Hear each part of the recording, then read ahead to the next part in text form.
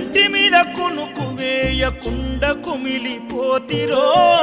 ఇంటి మీద ధ్యాస విడిచి ఒంటరినై వస్తిరో మేడమిద్దలెన్నున్నా నాతో అవి రావురో మూడు నెల ముచ్చట ఈ జీవితమని తెలుసురో నీవు తప్ప నాకింకా గొప్ప ఎవ్వరు తప్పదెందుకయ్యాయి తిప్పలెందుకు